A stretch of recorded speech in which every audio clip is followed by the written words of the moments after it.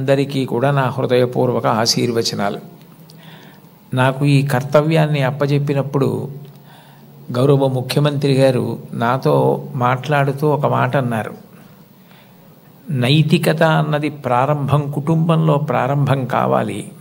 తల్లి మాట వినడం, తండ్రి మాట వినడం, అన్నదమ్ముల్ని ప్రేమించడం ప్రారంభమైతే సమాజాన్నంతటినీ ప్రేమించడం తనంత తానుగా అలవాటవుతుంది.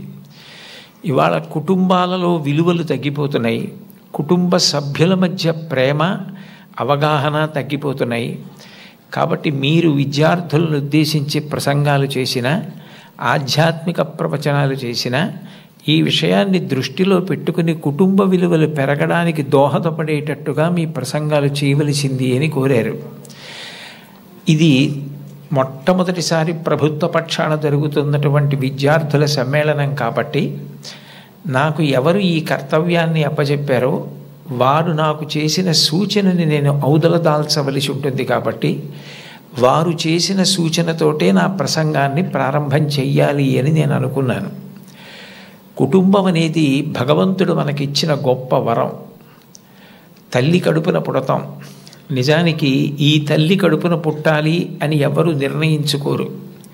అమ్మ కడుపులో కటిక చీకట్లో తల కిందకి కాళ్ళు పైకి పెట్టి 9 నెలలు పెరిగిన తరువాత తాను విసర్జించిన మలమూత్రములలో ఉంచి పుట్టినటువంటి క్రిమికీటకములే కోమలమైన తన శరీరాన్ని కొరుకుతుంటే బాధపడలేక చిట్ట చివరికి ప్రసవమై తల్లి కడుపులోంచి బయటికి వచ్చినటువంటి శిశువు ఒక్కసారి 6 అడుగుల ఎత్తు ఉన్నటువంటి పెద్ద పెద్ద ఆకారాలు, దీపాలు, కాంతి, దానికి తోడు మాటలు ఇవన్నీ వినపడి శరీరావయవములు పనిచేయడం ఆగిపోయి మూత్రపిండాలు, గుండె మొదలైనటువంటివి కూడా ఆగిపోయే పరిస్థితి ఏర్పడితే అప్పుడు అమ్మ తొలి దైవమై ఆమె యొక్క స్థలము నుండి కోలోస్ట్రం అనబడేటటువంటి పసుపు పచ్చటి ఎరుపు రంగులో ఉన్న ముద్ద, ఒక ద్రవం విడుదలవుతుంది. అది భగవంతుడు పెట్టినటువంటి ఒక గొప్ప వ్యవస్థ. ఏమీ తెలియనటువంటి పసిపిల్లవాడు అంత భయానక స్థితిలో అటువంటి ఆకారాలు, వెలుతురు చూసి భీతిల్లిపోతే లోపల ఉన్నటువంటి మలం గడ్డ కట్టేసి నల్లగా అయిపోయి, బ్లాక్ స్టూల్ అంటారట దాన్ని, నల్లగా అయిపోయి ఆ మలాన్ని విసర్జించడం చేతకాక హృదయ స్పందన కూడా ఆగిపోయే స్థితి ఏర్పడితే అప్పుడు పిల్లవాడికి గొప్ప స్వాంతన కలిగి కే మొదలైనటువంటి విటమిన్లతో కూడుకుని మళ్ళీ లోపల ఉన్న ప్రధానమైన అవయవాలన్నీ పనిచేసి గడ్డ కట్టినటువంటి మలం బయటికి వెళ్ళిపోయేటట్టుగా చేయగలిగిన శక్తి కలిగిన కోలోస్ట్రం అమ్మ యొక్క స్థనం నుంచి విడుదలవుతోంది. ఈ మాటలు నేను చెప్పట్లేదు. చాలా ప్రఖ్యాతమైనటువంటి ఒక గైనకాలజిస్ట్, ఒక డాక్టర్ గారు, రామాంజనేయులు గారని, వారు ఒక పుస్తకం రాశారు. ఆ పుస్తకం ఇంగ్లీష్లో ఉంది, మాతృదేవో భవ అని. ఆ పుస్తకంలో ఆయన వైద్యశాస్త్రాన్ని స్త్రీకి అన్వయం చేసి అసలు స్త్రీ అన్న ప్రాణి లేకపోతే ఈ సృష్టి లేదు, ఒకవేళ సృష్టి జరిగినా నిలబడే అవకాశం లేదు. తండ్రి కోట్లకు పడగలెత్తినవాడు కావచ్చు, గొప్ప అధికారి కావచ్చు, కానీ పుట్టినటువంటి పసిబిడ్డ ఆకలితో ఏడుస్తుంటే ఆ పసిబిడ్డకి పాలు పట్టగలిగినటువంటి శక్తి అమ్మకొక్కదానికే ఉంటుంది. నేను ఈ బిడ్డని రక్షించుకోవాలి అన్న తాపత్రయం, ఆ తిరుగులేని ప్రేమ అమ్మకి మాత్రమే ఉంటుంది. అది కేవలం మనిషిలో కాదు. మీరు ఏ ప్రాణిని తీసుకోండి, కోడి గ్రద్దని చూస్తే హడిలిపోతుంది.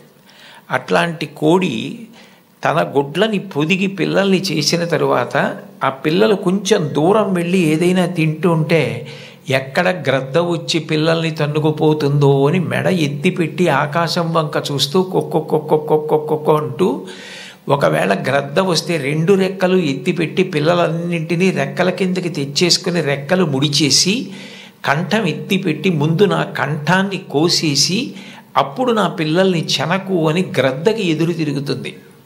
ఒక కోడికి ఎవరు నేర్పారు తన పిల్లల్ని కాపాడుకోమని?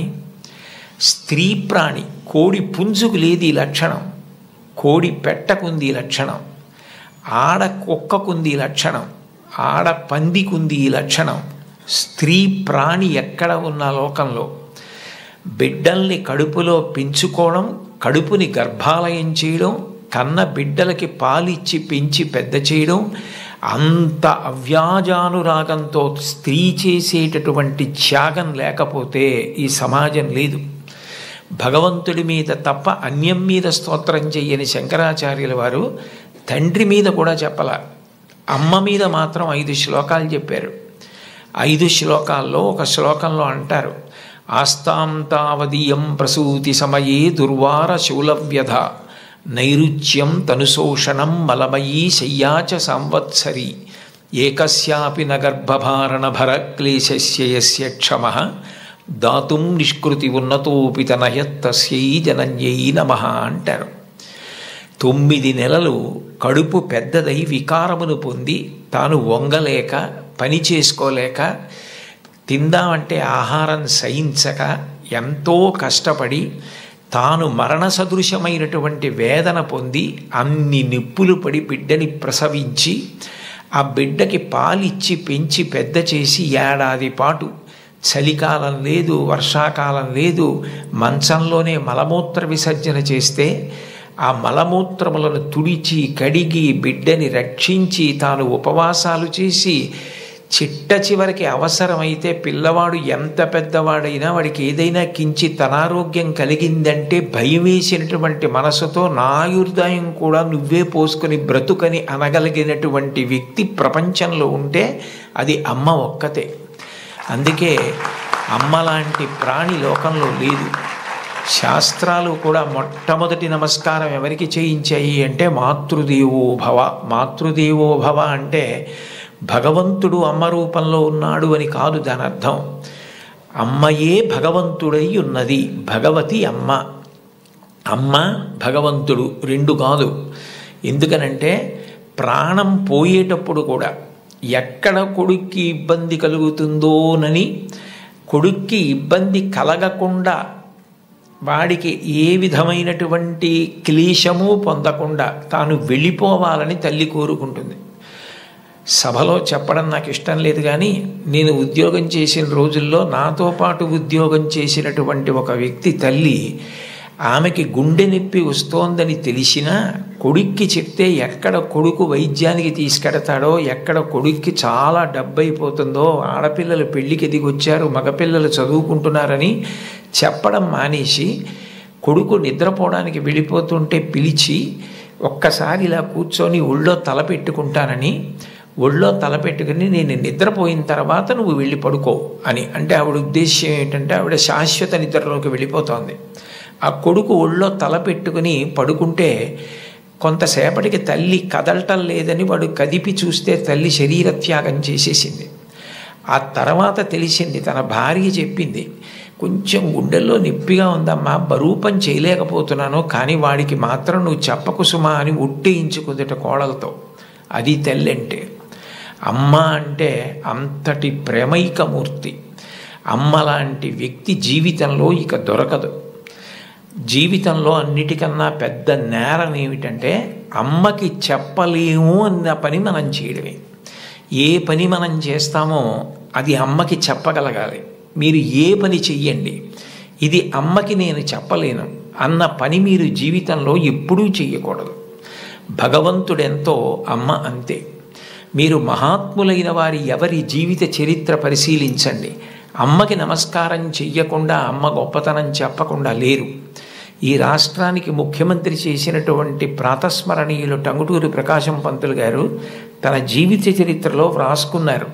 తాను మిడిల్ స్కూల్లో ప్రవేశించినప్పుడు 3 రూపాయలు జీతం కట్టలేకపోతే 25 మైళ్ళ దూరం నడిచి వెళ్ళి వాళ్ళ బావగారిని అప్పడిగితే ఆయన దగ్గర కూడా డబ్బు లేకపోతే మళ్ళీ 25 మైళ్ళు వెనక్కి తిరిగి వచ్చి, అమ్మ అప్పు దొరకలేదు, బావగారికి దగ్గర కూడా లేవుట, నేను చదువు మానేస్తానంటే అప్పటికి ఆ తల్లికి ఉన్నది ఒక్క పట్టు చీర. ఆ పట్టు చీర పట్టుకెళ్ళి ఆ రాత్రికి రాత్రి తాకట్టు పెట్టి ఆవిడ ఆ డబ్బు పట్టుకొచ్చి చదివిస్తే ప్రకాశం పంతులు గారు బ్యారిస్టర్ అయ్యి రాష్ట్రానికి ముఖ్యమంత్రి అయ్యారు. ఆయన తన జీవిత చరిత్రలో అమ్మ గురించి అంత గొప్పగా వ్రాసుకున్నారు.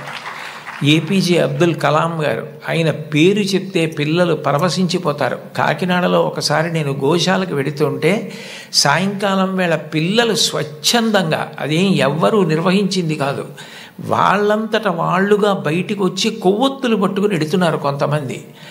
నాకు ఏమిటి ఇక్కడ ఏమీ కనపట్టలేదు, ఇక్కడ ఏమీ నినాదాలు లేవు, నడిపిస్తున్న వాళ్ళు లేరు, పిల్లలు ఎందుకు కొవ్వొత్తులు పట్టుకుని వెళ్తున్నారని నేను వాళ్ళని అడిగాను, ఏమ్మా ఎందుకు ఎడుతున్నారని. మహానుభావుడు అబ్దుల్ కలాం గారు శరీరం విడిచిపెట్టేశారండి, అందుకని కొవ్వొత్తులు పట్టుకుని ఎడుతున్నా ఉన్నారు. నేను ఈ మధ్య కాలంలో ఒక నాయకుడు వెళ్ళిపోతే, ఒక వ్యక్తి మరణిస్తే పిల్లలు స్వచ్ఛందంగా కొవ్వొత్తులు పట్టుకుని వెళ్ళడం చూసింది అబ్దుల్ కలాం గారి విషయంలో చూశాను. అటువంటి అబ్దుల్ కలాం గారు వింగ్స్ ఆఫ్ ఫైర్ అని ఇంచుమించు తన జీవిత చరిత్ర ఆ పుస్తకంలో వ్రాసుకున్నారు. రెండో ప్రపంచ యుద్ధ సమయంలో గోధుమలు రేషన్లో దొరుకుతున్నటువంటి రోజుల్లో అమ్మగారు రొట్టెలు ఒత్తి పిల్లలందరికీ పెడుతుంటే అందరి తలో 4 రొట్టెలు తినాలి. ఆ రోజు రొట్టె కూర బాగుందని కలాం గారు ఇంకో రొట్టె వేయి, ఇంకో రొట్టె వేయి అని తిన్నారు. అప్పటికి చిన్నవారు, చదువుకుంటున్నారు. ఇంకో రొట్టె వెయ్యని తినేస్తే అన్నగారు వచ్చి, నువ్వు రొట్టెలు ఎక్కువ తినేశావు, రెండో ప్రపంచ యుద్ధం జరుగుతోంది, రేషను గోధుమలు దొరకట్లేదు, అమ్మకి రొట్టెలు లేవు, నీకు పెట్టేసింది, అలా తినచ్చా అన్నారు. అమ్మకి తినవలసిన రొట్లు తాను తినేశానన్న న్యూనతాభావంతో కలాం గారు వలవలా ఏడుస్తుంటే తల్లిగారు వచ్చి గట్టిగా కౌగిలించుకొని, నాన్న నువ్వు తింటే నేను తిన్నట్టేరా, నాకు చాలా సంతోషంగా ఉంది అంది మా అమ్మ. అమ్మ ఒకరోజు వస్తుంది, ఆ రోజు ఈ కలాం ఈ శరీరాన్ని విడిచిపెట్టి నీకు నమస్కారం చేయడానికి వస్తాడు. On the day of the final judgement అని రాసుకున్నారు ఆయన. ఆ రోజు నువ్వు ఏ అన్నం కూడా తినడం మానేసి పెట్టి నన్ను పెంచి పెద్ద చేశావో, ఈ శరీరంతో ఈ మేధస్సుతో నేను దేశ సేవ చేసి కృతార్థుడనై ఆ అమ్మ కన్న కొడుకు అని నీకు కీర్తి తెచ్చి వచ్చి నీ పాదములకు నమస్కరిస్తానని రాసుకున్నారు. అమ్మకి అబ్దుల్ కలాం గారు ఇచ్చినటువంటి గౌరవం అంత గొప్పది. మహాత్ముల జీవితాలు ఎవరివి మీరు చదవండి. అంతవరకు ఎందుకు, మీ అందరికీ తెలిసిన్నటువంటి వ్యక్తి నోరి దత్తాత్రేయుడు గారని, ఇవాళ ప్రపంచ ప్రఖ్యాత క్యాన్సర్ స్పెషలిస్ట్, ఒకప్పుడు భారతదేశానికి రాష్ట్రపతి పదవి నిర్వహించినటువంటి వ్యక్తి, మాన్యులు శ్రీ నీలం సంజీవరెడ్డి గారికి క్యాన్సర్ వస్తే వారే ఆ వైద్యం చేసి ఆ వ్యాధి పోయేటట్టు చేశారు. ఆయన చిన్నతనంలో పడిన కష్టాల గురించి ఆయన వ్రాసిన పుస్తకం చదివితే ఆశ్చర్యం వేస్తుంది.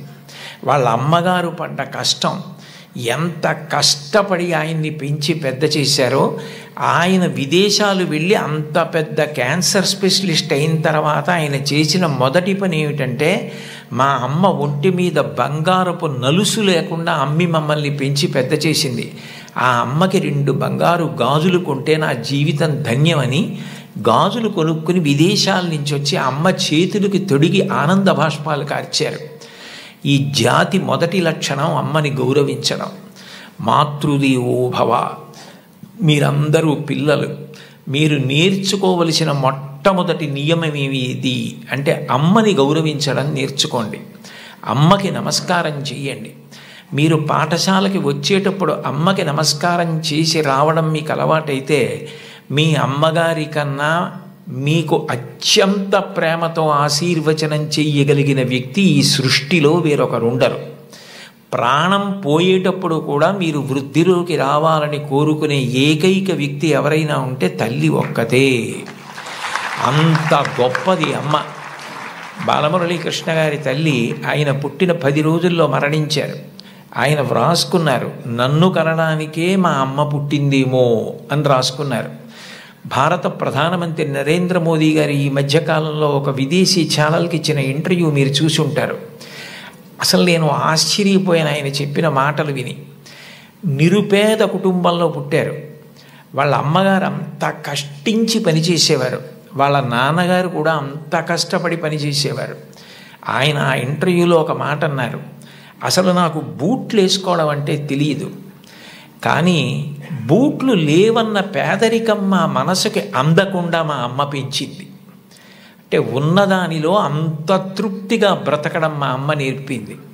మాకిది లేదు, మేము చేతకాని వాళ్ళం, మేము వెనకపడిపోయాం అన్న భావన కలిగితే ఉత్సాహం రాదు. అటువంటి భావన కలగకుండా ఎప్పుడూ ఉన్నదానితో తృప్తిగా పరమ సంతోషంగా గడిపాం. అన్నదమ్ములు, అక్క చెల్లెళ్ళు అందరం కలిసి అని ఆయన ఇంటర్వ్యూ చేస్తున్న వ్యక్తి వంక తిరిగి, ఇప్పుడు మన ఇద్దరం కూర్చున్న గది కన్నా కిటికీ లేని ఒకే తలుపు ఉన్న చిన్న గదిలో కలిసి మెలిసి బతికి పడుకుని పెరిగి పెద్దవాడినైన వాడిని చెప్పుకున్నారు. అటువంటి మహోత్కృష్టమైన వ్యక్తులు కూడా తల్లికి తండ్రికి అంత గౌరవం ఇచ్చారు. సందర్భం కాబట్టి ప్రస్తావిస్తున్నాను. మన గౌరవ ముఖ్యమంత్రి నారా చంద్రబాబు నాయుడు గారు స్వయంగా ఒక వ్యాసం రాశారు. తల్లికి జేజే, తండ్రికి జేజే, గురువుకు జేజే అని ఒక పుస్తకం ఉంది. ఆ పుస్తకంలో బహుశా నాకు జ్ఞాపకం ఉంటే 3వ వ్యాసం అనుకుంటాను. ఆ వ్యాసంలో ఆయన ఒక విషయం ప్రస్తావన చేశారు. వాళ్ళ అమ్మగారి పేరు అమ్మಣ್ಣమ్మ గారు. ఆవిడ చిన్నతనంలో చంద్రబాబు నాయుడు గారిని పిలిచి ఒక కథ చెప్పారట. ఒరేయ్ నాన్న, మనిషి కష్టపడాలి. ఎందుకు కష్టపడాలో తెలుసా? ఒకరింట్లో ఒక పంది, ఒక నక్క 2 ఉండేవి. ఆ పంది చాలా కష్టపడి పనిచేసి మధ్యాహ్నం ఇంటికి భోజనానికి వచ్చేది. నక్క పని చేయడం మానేసి చెరుకు తోటల్లో తిరుగుతూ ఊళలు వేస్తూ వచ్చే ముందు బురదలో పొర్లాడి వచ్చేది. పంది ఒళ్ళు కడుక్కుని వచ్చేది. ఇంటికొచ్చి శుభ్రంగా ఉన్న పందిని చూసి ఇదేం పని చేయలేదనుకుని మంచినీళ్లు మాత్రమే పోసేవాడు యజమాని. నక్క ఒంటి నిండా బురదంటించుకోవడం చూసి ఇది బాగా కష్టపడింది అనుకుని బాగా దానికి తిండి పెట్టేవాడు. మోసం ఎన్నాళ్ళు దాగుతుంది? కొన్నాళ్ళకి ఎవరు కష్టపడుతున్నారో తెలిసిపోయింది. తెలిసిపోయిన తర్వాత నక్కని కొట్టి తరిమేసి పందికి తన పిల్లనిచ్చి పెళ్లి చేసి ఇల్లరికం అల్లుడిగా తెచ్చుకున్నాడు రా, ఇంటి పనివాడు ఇంటల్లుడయ్యాడు రా. కష్టపడినవాడు వెనక్కి తిరిగి చూడడు జీవితంలో. కష్టపడడం నేర్చుకో అని మా అమ్మ నాకు చిన్నతనంలో చెప్పింది. మా అమ్మ చెప్పిన కథ నా జీవితానికి దిశానిర్దేశం చేసింది. ఆనాటికి ఈనాటికి ఏనాటికి నాకే కాదు మా ఊరంతటికి అదే భగవద్గీత. నేను యథాతథంగా ఆయన వ్రాసిన వ్యాసంలో మాటలే చెప్తున్నాను. ఆ మాటలే నాకు స్ఫూర్తి. ఇప్పటికీ కష్టపడడం నాకు అంత సంతోషం. ఆ కష్టపడడం అన్నది నేను మా అమ్మగారి దగ్గర నేర్చుకున్నాను. ఆ కష్టపడే ఇవాళ ఈ స్థితికి వచ్చాను. నేను ముఖ్యమంత్రినైనా మా అమ్మగారు మాత్రం మా ఇంట్లో గట్టిగా 3 రోజులు ఉండడానికి ఇష్టపడేది కాదు. మళ్ళీ వెళ్ళిపోయి ఆ నారావారి పల్లెలో తెల్లవారి 5 గంటలకి లేచి గొడ్డు గోద పొలము పనులు అవి చేసుకోవడం, ఆ కష్టపడ్డము ఆవిడికి ఎంత సంతోషము అని అమ్మగారి ప్రేరణతో తాను ఎంత వృద్ధిలోకి వచ్చారో వ్రాసుకున్నారు. నేను ఏదో 4-5 విషయాలు మాత్రమే ప్రస్తావించాను. లోకంలో తల్లిని మించిన దైవం లేదు. మీరు జీవితంలో ఎప్పుడైనా అమ్మ నువ్వేం చేశావని అడిగితే, మీరు అమ్మకి చెప్పలేని స్థితి కలిగితే, మీరు చేసిన పని మీ అమ్మగారికి మీరు చెప్పలేకపోతే అంతకన్నా ఆత్మద్రోహం ఇంకొకటి లేదు. మీరు ఏది చేసినా మీ అమ్మగారికి చెప్పగలగాలి. ఇది నేను మా అమ్మకి చెప్పలేను అన్న పని చెయ్యకండి. మీరు ఒకవేళ తప్పు చేసినా మిమ్మల్ని క్షమించడానికి సిద్ధంగా ఉండే మొదటి వ్యక్తి ఈ ప్రపంచంలో ఎవరైనా ఉంటే అమ్మే. అమ్మకి చెప్పకుండా ఉండకండి. అమ్మ ఒకవేళ మిమ్మల్ని దెబ్బలాడి ఇక పైన ఇట్లా చెయ్యకు అంటే ఇక మళ్ళీ ఆ తప్పు చెయ్యకండి. మీరు పిల్లలు కాబట్టి ఒకసారి చెయ్యొచ్చు ఎప్పుడైనా, కానీ పొరపాటు జరిగినా మీ అమ్మగారికి చెప్పండి, వద్దంటే మాత్రం చేయకండి. బహుశా కుటుంబం దగ్గరే నైతిక విలువలు మొదలవుతాయి. కుటుంబ విలువల గురించి ప్రస్తావన చెయ్యండి అని చెప్పి తన అనుభవంతో ఆయన నాకు సూచన చేయడానికి కారణం అదే అయి ఉంటుంది. తల్లి ఎంత గొప్పదో తండ్రి అంత గొప్పవాడు. తండ్రిని జీవితాంతం దైవంతో సమానంగా చూడాలి. పితృదేవోభవ, భగవంతుడే తండ్రి రూపంలో ఉన్నాడు. వేదంలో యజుర్వేదంలో అష్టమానువాకంలో రుద్రాధ్యాయంలో అంటారు, నమ శంకరాయచ మయస్కరాయచ నమ శివాయచ శివతరాయచ అని. మన కంటికి కనపడని భగవంతుడు తండ్రి రూపంలో ఇంట్లో తిరుగుతున్నాడు. ఎప్పుడు బిడ్డ వృద్ధిలోకి రావాలని అహరహం కోరుకునేవాడు ఎవరైనా ఉంటే తండ్రి. తను ఎంత కష్టపడనివ్వండి, ఆయన బెంగపెట్టుకోడు. కానీ ఆయన కోరుకునేది ఒకటే, పుత్రాదిచ్చేత్ పరాజయం.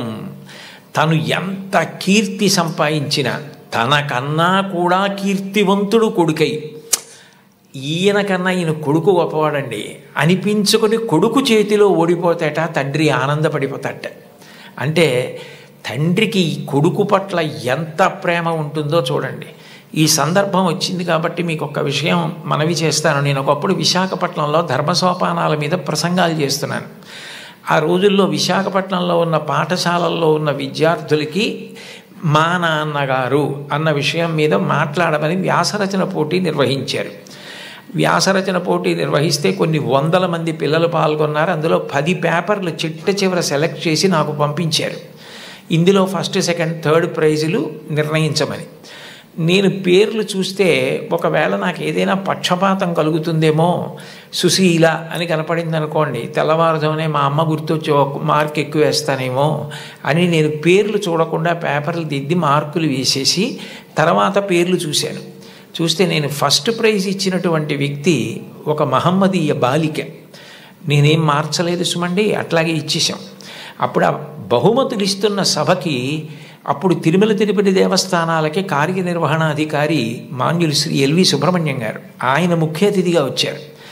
ఆయన ప్రైజ్ ఇస్తూ ఈ పిల్ల ఏం రాసింది మైక్లో చదివి వినిపించమనండి అన్నారు. అంటే ఆ పాప పేపర్ చదివింది. అందులో ఆమె ఏం రాసిందంటే, వాళ్ళ అమ్మగారు టీచరు, వాళ్ళ నాన్నగారు కూడా ఏదో ఉద్యోగం, ఆయనకి బ్లడ్ క్యాన్సర్ వచ్చింది, చూసుకోలేదు, ముదిరిపోయింది, 3 నెలల్లో చనిపోతారని చెప్పారు.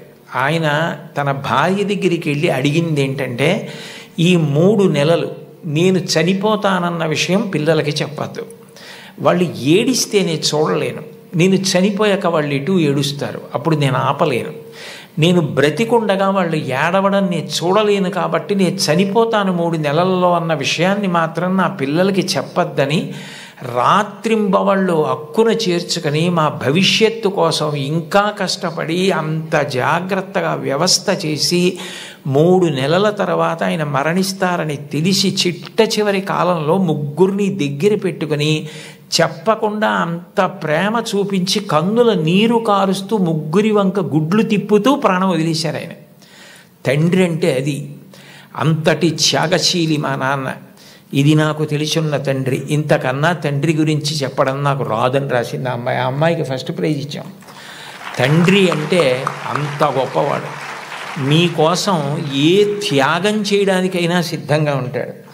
అబ్రహాం లింకన్ గారు అమెరికాకి అధ్యక్షుడైన తర్వాత మొట్టమొదటిసారి సినేట్లో సభ ఏర్పాటు చేసి పారిశ్రామికవేత్తల్ని, ధనవంతుల్ని అందరినీ పిలిచి దేశాభివృద్ధి కొరకు వారు విరివిగా పెట్టుబడులు పెట్టవలసిన అవసరం గురించి ప్రసంగం చేస్తున్నారు.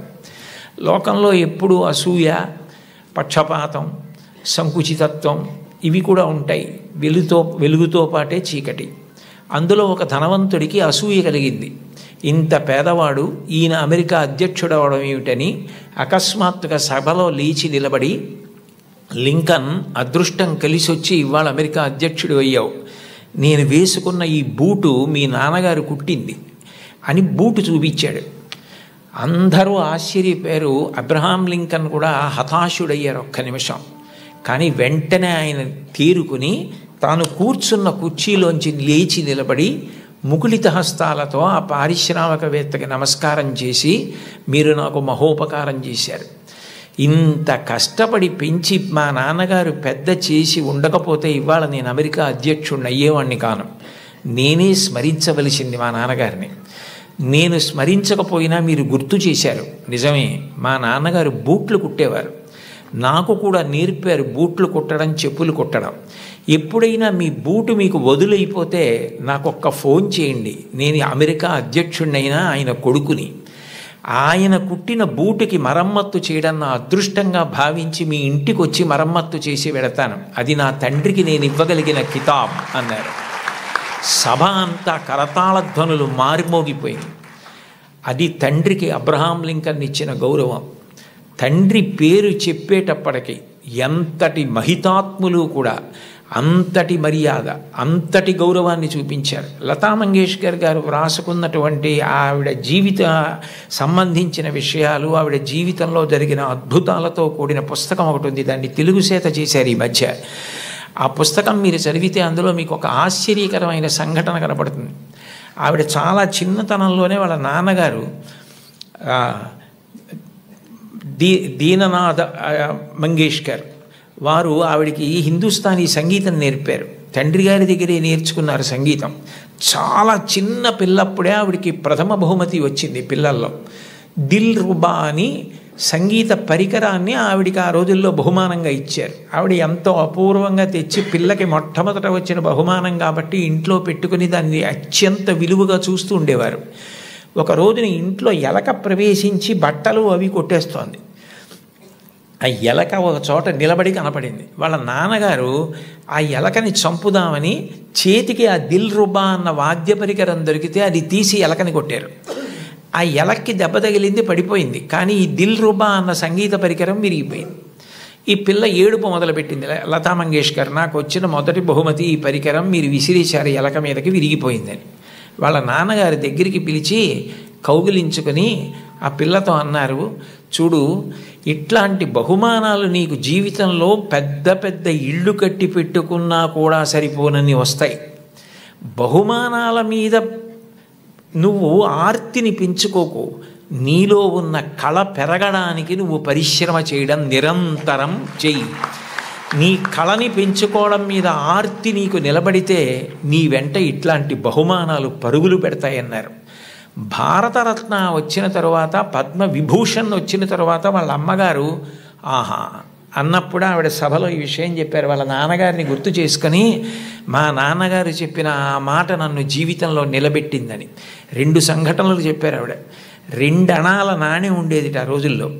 ఆ 2 అణాల నాణ్యం, చల్లని నాణ్యం ఒకటి ఇంట్లో ఉంది, ఓ పక్కన పడేసి, ఓ పిల్లాడు నేను మారుస్తాను ఈ నాణ్యమని దుకాణానికి పట్టుకెళ్ళి ఏదో వస్తువులు అడిగితే ఆ చిల్లర నాణ్యం చూసి ఆ సరుకులమ్మే వ్యక్తి ఇది చల్లని నాణ్యం అవతల పోవని పంపించేశాడు. లతా మంగేష్కర్ చిన్నపిల్ల గౌన్లు వేసుకొని తిరుగుతున్న రోజులు, నేను చూడు వెళ్ళి విజయం సాధించి సరుకులు పట్టుకొస్తానని పరిగెత్తికెళ్ళి గల్లా పెట్టెని ఉండేది, అది పెట్టే తెరవక్కర్లేదు, కన్న ఉండేది, అందులోంచి నాణ్యాలు పడేసేవారు పూర్వం. ఆమె వెళ్ళి ఇదిగో బేడ అంటే 2 అణాల నాణ్యం అనమాట, ఆ కన్నంలోంచి లోపల పడేసి కావలసిన వస్తువులను తీసుకుని వచ్చేసింది ఇంటికి. వస్తువుని ఆ పిల్లాన్ని చూసి, చూడు నువ్వు వెళ్ళి చల్లని బేడతో ఏం తేలైపోయావు, నేను తెచ్చానంది. ఆ మాట విన్నారు. విని లోపల నుంచి బయటికి వచ్చి దీననాథ్ మంగేష్కర్, నువ్వు నీ గొప్ప కాదు, నువ్వు నా కూతురువని మీ పెట్టెలో పడేశాను ఇవ్వండి అంటే తీసి చూడకుండా వస్తువులు ఇచ్చేశాడు. కానీ ఇవాళ సాయంకాలం ఆయన డబ్బులు లెక్క పెట్టుకుంటాడు. చల్లని బేడ దొరుకుతుంది, గుర్తు పట్టచ్చు పట్టకపోవచ్చు. నువ్వు ఇలా మోసం చేయడం ఈ వయస్సులో నేర్చుకుంటే నీ జీవితం ఎలా వృద్ధిలోకి వస్తుంది, నువ్వు ఎట్లా బాగుపడతావు? ఈసారికి నీకు చిన్నతనం కలిగితే కలిగింది, నీకు ఇంకొక బేడ ఇస్తాను, ఈ బేడ పట్టుకెళ్ళి నువ్వు ఆయనకి ఇచ్చేసి, అయ్యా నేను మిమ్మల్ని మోసం చేశాను, మీ గళ్ళాపెట్టెలో వేసింది సరి అయిన బేడ కాదు, నేను తప్పు చేశాను, ఇంకెప్పుడు ఇట్లాంటి పని చేయను, నా తండ్రికి అగౌరవం తేను, మా నాన్నగారికి ఈ విషయం తెలియదు, నన్ను మందలించి పంపారు అని చెప్పి వెళ్ళి ఇచ్చేసి వచ్చేసేయండి. ఆమె ఆ నాణ్యం పట్టుకెళ్ళి ఇచ్చేసి క్షమాపణ చెప్పి వచ్చేశారు. ఆ సంఘటన నా జీవితాంతం నాకు జ్ఞాపకం ఉండిపోయింది. ఆ పైన నా జీవితంలో నేను ఎప్పుడు ఎవరిని మోసం చేయడానికి ఇష్టపడలేదు, మా నాన్నగారి ముఖం ఆయన మాట గుర్తొచ్చింది అని చెప్పుకుందావిడే. తండ్రి మాట పిల్లల్ని చెక్కుతుంది. తండ్రి మాట పెడచెవిన పెట్టకండి. తండ్రి గారు మిమ్మల్ని ప్రేమగా పిలిచి చెప్పినా, కోపంగా చెప్పినా, తండ్రి యొక్క వ్యధ, ఆయన హృదయంలో మీరు పాడైపోకూడదన్న ఆర్తి ఉంటుంది తప్ప మిమ్మల్ని ఏదో దండించాలనేటటువంటి తాపత్రయం ఉండదు. తండ్రి మిమ్మల్ని ఎప్పుడు ఏ మాట అన్నా దాన్ని ప్రేమతో, నాన్నగారు తప్ప ఎవరంటారు ఇట్లా, ఆయనకి తప్ప అధికారం ఎవరికి ఉంది, మా అమ్మకి తప్ప ఎవరికి ఉంది అధికారం అని మీ అమ్మగారి మాట, నాన్నగారి మాట వినడం మీరు నేర్చుకోండి. మీకు తెలియకుండానే మీకు నైతిక విలువలు చాలా అలవాటు అవుతాయి. ఎందుకంటే మీరు పాడయ్యే మాటలు, మీరు పాటించకూడని మాటలు మీ తల్లిదండ్రులు మీకు ఎప్పుడూ చెప్పరు. కుటుంబ విలువల్లో మీరు తప్పకుండా గమనించవలసినది, తల్లి తండ్రి ఎంత గొప్పవాళ్ళో మీ తోబుట్టువులు కూడా అంతే గొప్పవాళ్ళు. మీ కన్నా ముందు పుట్టిన అన్నని గౌరవించాలి, మీకన్నా వెనక పుట్టిన వాళ్ళని మీరు అంత ప్రేమించగలగాలి. ఒక్కొక్క వ్యక్తి యొక్క జీవితం చెక్కబడడానికి కారణం ఒక్కొక్కసారి తోబుట్టువులు అవుతారు. Playing it in my way అని సచిన్ టెండూల్కర్ ఒక పుస్తకం రాశారు. మీరందరికీ పిల్లలు కాబట్టి మీకు బహుశా సచిన్ టెండూల్కర్ గారు అంటే చాలా ప్రీతి ఉంటుంది. మీరు ఆయన రాసిన పుస్తకం చదివారేమో అని నేను అనుకుంటున్నాను, కొంతమంది పిల్లలైనా. అందులో ఆయన ఒక విషయం రాశారు. ఆయన చిన్నతనంలో ఆ రోజుల్లో అచ్రేకర్ గారిని క్రికెట్లో ఆయన దగ్గర నేర్చుకోవడం అంటే చాలా గొప్ప. అచ్రేకర్ గారి దగ్గర క్రికెట్లో శిక్షణ పొందడం కోసం టెండూల్కర్ గారు వెళ్ళినప్పుడు ఆయన్ని తీసుకెళ్ళింది ఆయన అన్నగారు అజిత్. అచ్రేకర్ టెండూల్కర్ని నిలబెట్టి కొన్ని బాల్స్ బౌలింగ్ చేయించి ఏది ఆడు అన్నారు. అస్సలు సరిగా ఆడలేకపోయారు టెండూల్కర్. ఆడలేకపోతే వెంటనే గురువుగారు అచ్రేకర్ చూసి, అబ్బాయి ఈ పిల్లవాడు ఇంకా సరిపోడు, వచ్చే వేసంకాలం సెలవుల్లో తీసుకురండి అన్నారు. అన్నగారు అజిత్ పరిగెత్తుకుంటూ అచ్రేకర్ దగ్గరికి వెళ్ళి, కాదు కాదు, మా వాడి వ్యక్తిత్వంలో ఒక బలహీనత ఉంది, వాడు చాలా మొహమాటస్తుడు, సిగ్గు, భయం, బిడియం, మీరు చూస్తున్నారన్న బిడియంతో ఆడలేకపోయాడు. మీరు సరే నువ్వు కాసేపు ఆడుతుండు, నాకు పనుంది అని దయచేసి మీరు కొంచెం దూరంగా వెళ్ళిపోయి మా వాడి ఆట తీరు పరిశీలించండి, అప్పుడు మీకు నచ్చకపోతే మా వాడిని తీసుకోవద్దన్నారు. ఏమిటో ఈ పిల్లాడు ఇంత ఆర్తిగా చెప్తున్నాడు తమ్ముడు గురించి చూద్దామని అచ్రేకర్ గారు సరే అట్లాగే చేస్తానని, టెండూల్కర్ నువ్వు ఆడుతుండు, నాకు చిన్న పనుంది మళ్ళీ వస్తానని దూరంగా వెళ్ళిపోయి చూశారు. అద్భుతమైన స్ట్రైట్ డ్రైవ్స్ కొడుతున్నాడు టెండూల్కర్ గారు. చూసి ఆశ్చర్యపోయినటువంటి అచ్రేకర్ తిరిగి వచ్చి టెండూల్కర్ని శిక్షణ ఇవ్వడానికి తీసుకున్నారు. అచ్రేకర్ చెప్పినటువంటి పాఠాలు, బంతిని ఎలా ఆడాలన్న దాని విషయంలో గురువు నేర్పినటువంటి మాట ఎంత పని చేసిందంటే టెండూల్కర్ మీద అలసట అన్నది లేదు. ఆఖరికి బంతేసేవాడు లేకపోతే మేజోడు సాక్లో క్రికెట్ బాల్ కట్టి తాడు కట్టి గడప మధ్యలో కట్టుకుని అటు ఇటు వెళ్లకుండా స్ట్రైట్ డ్రైవ్స్ కొట్టడం ప్రాక్టీస్ చేశారు వాళ్ళ మేనత్ ఇంట్లో. ఆ తర్వాత భారతరత్న అయ్యారు టెండూల్కర్. ఆయన గొప్పతనం ఎక్కడుందంటే టెండూల్కర్ది, అంత గొప్పవాడై భారతరత్న అయిన తర్వాత, పార్లమెంట్ మెంబర్ అయిన తర్వాత గురువుగారు అచ్రేకర్ మరణిస్తే ఆయన వెళ్ళి పాడి మోసాడు టెండూల్కర్. అది గురువు పట్ల ఇవ్వవలసిన గౌరవం. తల్లి తండ్రి ఎంత గొప్పవారో గురువు అంత గొప్పవాడు. తోడ పుట్టినవాడు అంత అక్కరకొస్తారు. జీవితంలో తోడ పుట్టిన వాళ్ళన్న వాళ్ళు మాత్రం వాళ్ళే. ఎక్కడికి వెళ్ళినా స్నేహితులు దొరకచ్చు, ఎక్కడికి వెళ్ళినా బంధువులు ఉండొచ్చు. దేశే దేశే కళత్రాణి దేశే దేశే చ బాంధవాహ తంతు దేశం నపశ్యామి ఎత్ర భ్రాత సహోదర అంటాడు రామాయణంలో రాముడు. ఎక్కడికి వెళ్ళినా బంధువులు స్నేహితులు దొరకచ్చు, కానీ తోడ పుట్టిన వాళ్ళన్న వాళ్ళు మాత్రం ఆ జన్మకి వాళ్ళే. వాళ్ళని ప్రేమించడం, వాళ్ళతో దెబ్బలాడకపోవడం, వాళ్ళతో ప్రేమ భావనతో ఉండడం, వాళ్ళతో గౌరవంగా ఉండడం. చెల్లిని తమ్ముణ్ణి మార్గదర్శనం చేసి సచిన్ టెండూల్కర్కి అజిత్ చేసినట్టు చక్కగా వృద్ధిలోకి రావడం తెలుసుకోండి. అంతవరకు ఎందుకు అంటే ఒక్కొక్క విషయం తీసుకునేటప్పటికీ నాకు ఏవేవో జ్ఞాపకానికి వచ్చేస్తుంటాయి. అబ్దుల్ కలాం గారే వింగ్స్ ఆఫ్ ఫైర్లో ఒక చోట రాసుకున్నారు, ఆయనకి కోరిక, తపన ఎట్లాగైనా మద్రాస్ ఇన్స్టిట్యూట్ ఆఫ్ టెక్నాలజీలో ఏరోనాటికల్ ఇంజనీరింగ్ చదవాలని. సీట్ వచ్చింది.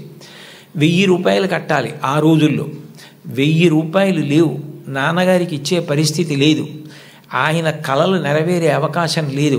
అటువంటప్పుడు ఆయన తోబుట్టువు జోహ్రా అనుకుంటాను, నేను చాలా రోజులైంది చదివి, ఆ జోహ్రా ఆయన తోబుట్టువు ఆమె చేతి గాజులు గొలుసులు తాకట్టు పెట్టి తీసుకొచ్చి కలాం గారికి ఇచ్చి నువ్వు చదువుకో అంది.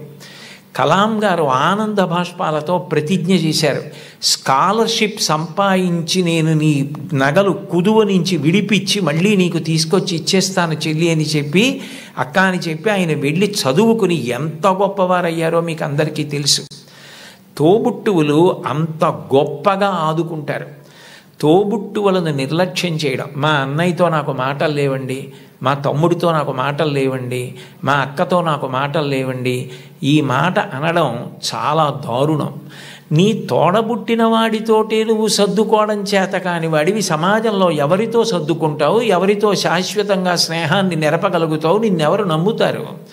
ఎంతమంది వచ్చినా నీ తోబుట్టువులు నీ ఇంటికి రాకపోతే ఏమిటో ఆయన ఊరందరికీ చెప్తారు కానండి, వాళ్ళ తమ్ముడే వాళ్ళ ఇంటికి రాడు, వాళ్ళ అన్నయ్యే వాళ్ళ ఇంటికి రాడు అంటారు. విలితి ప్రసంగం అవుతుంది. తోబుట్టువులతో సఖ్యత ఎప్పుడూ పాటించాలి. ఘర్షణ అన్నది ఉంటుంది.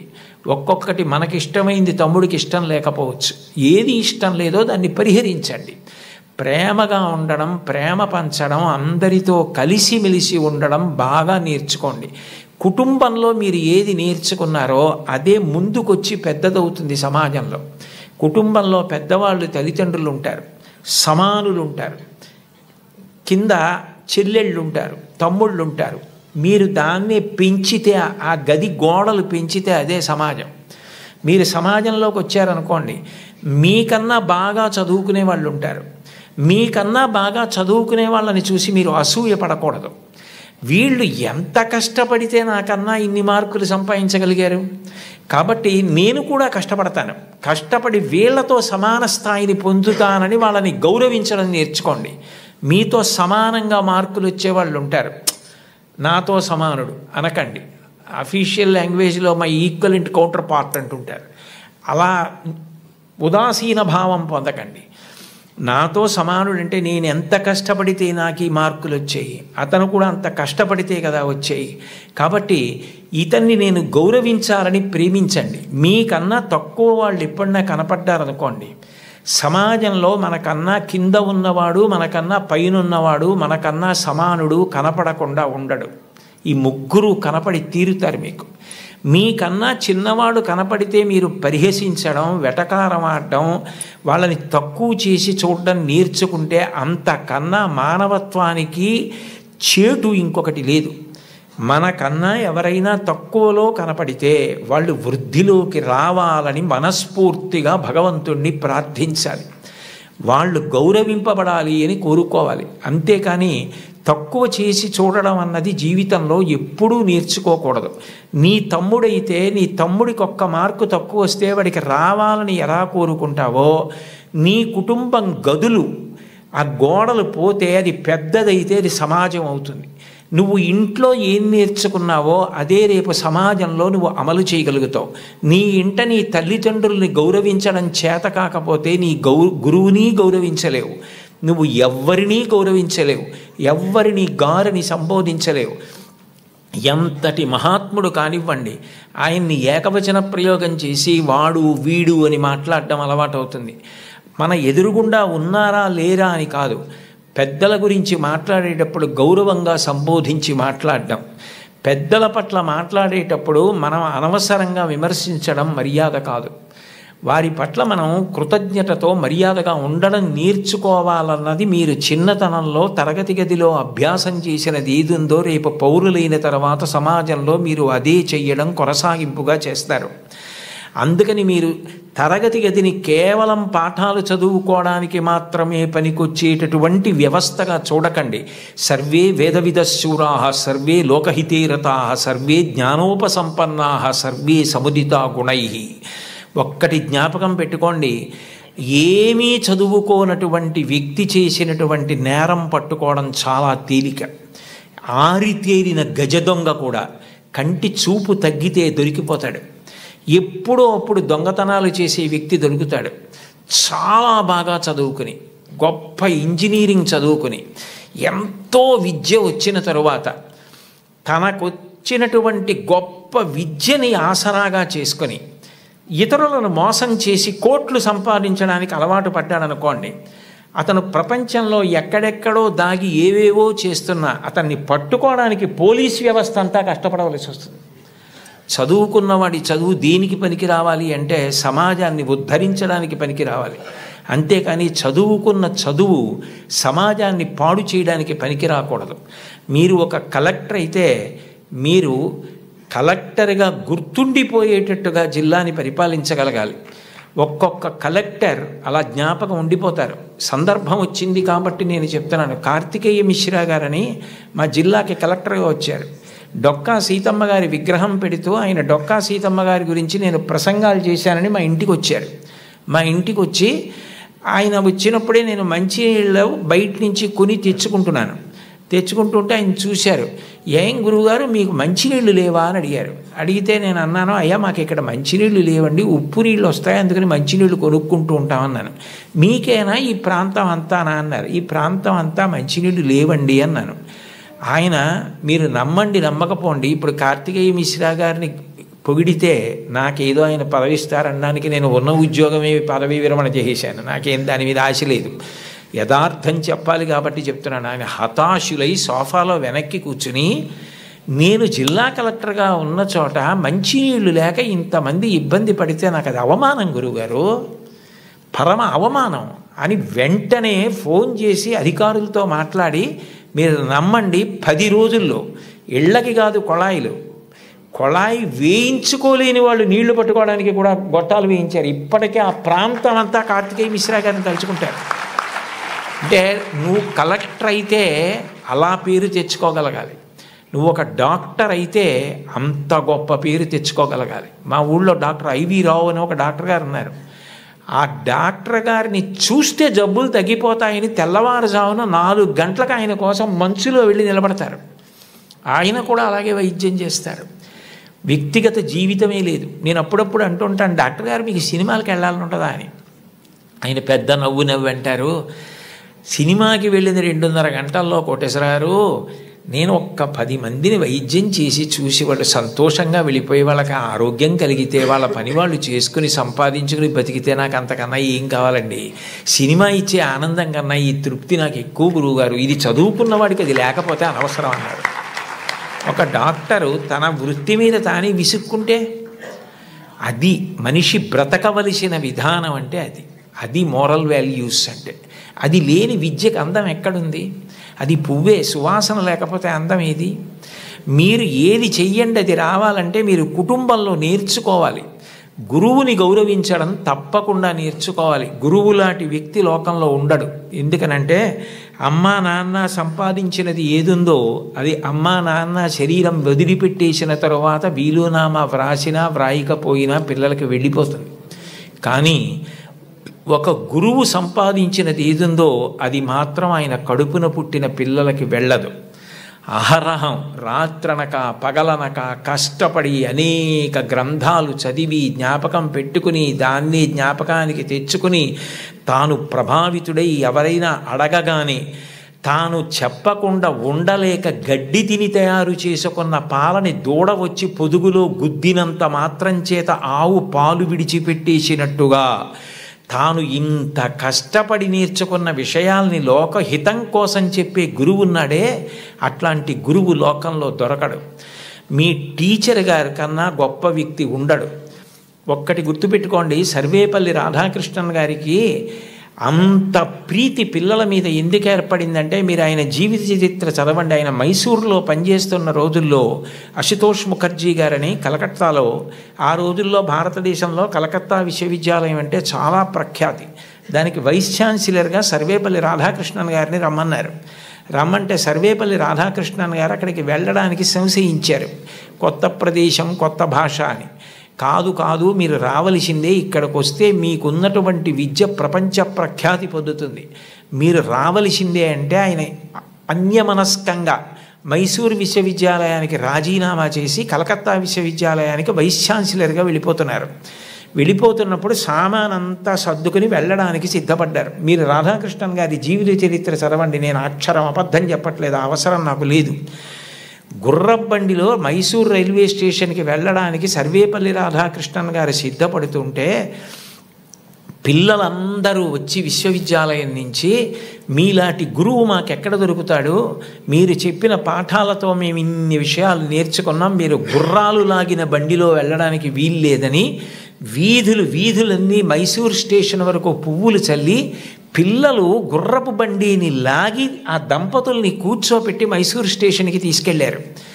ట్రైన్ ఎక్కిస్తే రాధాకృష్ణన్ గారికి మైసూరు ప్లాట్ఫామ్ కనపడలేదు. అంతమంది పిల్లలు నిలబడి అశ్రుధారలతో ఆయన్ని విడిచి ఉండలేక ఏడుస్తూ ఆయనకి నమస్కారం చేస్తుండగా ట్రైన్ విడిపోతే ఒక ఉపాధ్యాయుడు పిల్లల మీద ఇంత ప్రభావం చూపించగలడనమాటని, తన పుట్టినరోజుగా చేయవద్దని, ఉపాధ్యాయ దినోత్సవంగా చేయమని, తల్లి తండ్రి తర్వాత మీ భవిష్యత్తు గురించి అంత వెంపర్లాడే వ్యక్తి ఎవరైనా ఉంటే గురువు ఒక్కడే.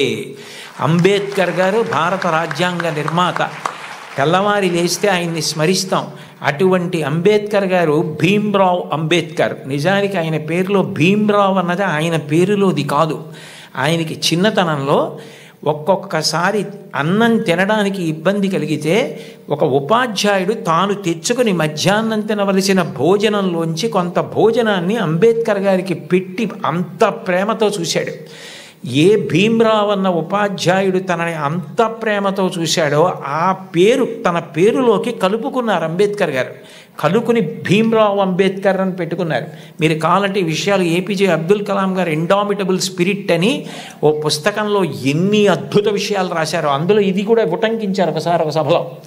కాబట్టి గురువుని గౌరవించడం, అంబేద్కర్ గారిని గౌరవించడం అంటే అంబేద్కర్ గారు గురువుని ఎలా గౌరవించారు, టెండూల్కర్ తన గురువుని ఎలా గౌరవించాడు, గురువు పేరెత్తేటప్పటికీ ఈ దేశంలో ఎంత గౌరవాన్ని చూపించేవారు. ఎంఎస్ సుబ్బలక్ష్మి గారు చచ్చిపోతే కలాం గారు రాష్ట్రపతి భవన్ నుంచి చెన్నై వెళ్ళి, నా తల్లి, ఈ గడ్డ, నేను పుట్టిన ఈ దేశం, ఎంఎస్ సుబ్బలక్ష్మి ముగ్గురు నాకు తల్లు లేని పాడి మోశారు. అది సంస్కారం. వాళ్ళు చరిత్రలో మిగిలిపోయారు మహితాత్ములై. అంటే నేను చెప్పేది గురువుని గౌరవించడం అన్న మాట అంత గొప్పది. కలాం గారు అంత గొప్పవారయ్యారు. అంత గొప్పవారై రాష్ట్రపతి పదవి విడిచిపెట్టేసిన తర్వాత తిన్నగా పిల్లలకి పాఠం చెప్పడానికి వెళ్ళిపోయారు. ఈ దేశం పిల్లల గురించి ఆయనకి ఎంత ఆర్తో, మహానుభావుడు చిట్ట చివర గుండెపోటు వస్తుంటే కూడా పిల్లలకి మాట్లాడుతూ ఒరిగిపోయారు. అంతటి మహానుభావుడు పుట్టిన గడ్డ. అటువంటి కలాం గారు తన జీవితంలో అంత గొప్పవాడవడానికి కారణం ఒక గురువు అని రాసుకున్నారు. చిన్నప్పుడు కలాం గారు పాఠం వింటుంటే విమానం గురించి పాఠం చెప్పారు. శివసుబ్రహ్మణ్య అయ్యర్ అని ఆయన పాఠం చెప్పి పిల్లలందరిని అడిగారు, అర్థమైందా అని అడిగారు. కలాం గారు లేచి నాకు అర్థం కాలేదు అన్నారు.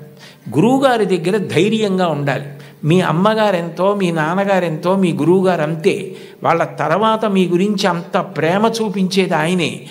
మీరు గొప్పవారై మీరు వృద్ధిలోకి వస్తే అంత సంతోషపడిపోయేది ఆయనే.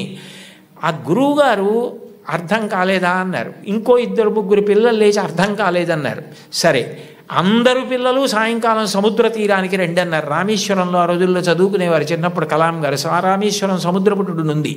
అందరూ సముద్రపుటుడికి వెడితే ఒక పక్షి ఎలా ఎగురుతుందో, గాలిలో ఎలా వెడుతుందో, తిరగవలసి వస్తే కంఠం తోకని ఆధారం చేసి ఎలా తిరుగుతుందో, ఎలా దిగుతుందో పక్షిని చూపిస్తూ పాఠం చెప్పారు.